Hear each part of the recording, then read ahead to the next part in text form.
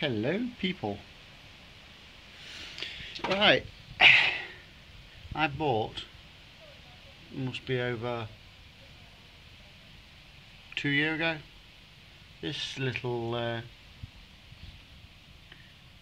cheap, well I say cheap, it was £40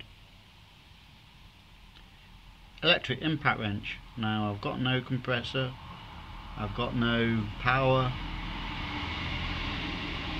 so I thought I'd give this a go. 12 volt, up to 340 newtons torque setting. My god, even comes with instructions. Yeah, originally I bought it to try and take off my rear shock absorber bottom bolt, but it's not that strong. You know, it just looks the part, I suppose. Good for taking wheels off.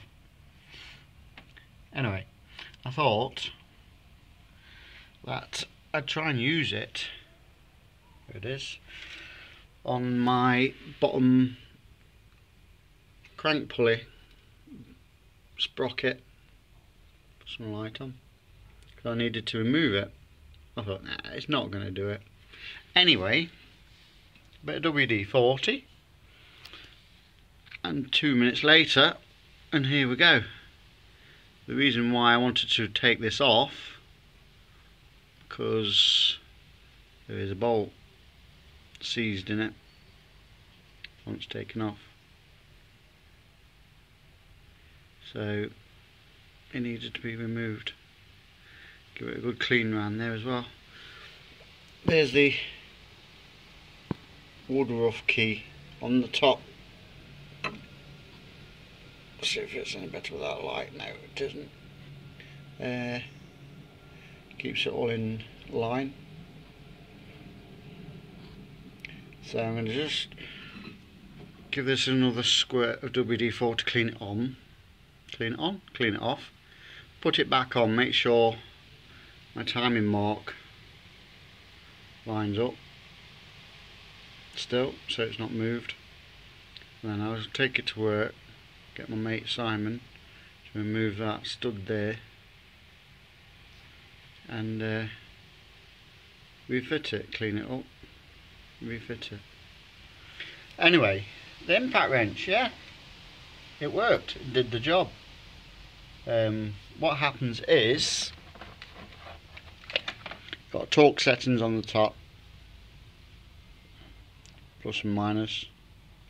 Apparently it's quite accurate, because I've seen some reviews on the net. What it does, it spins, and then like a clutch engages, and then obviously it does its job. So if I press the start button, you hear it spin up, then the clutch will engage, and then it'll transfer the kinetic power from whatever's spinning in there to, unfortunately, a standard socket. I've got some impact sockets somewhere, but I couldn't find them. So this is what happens.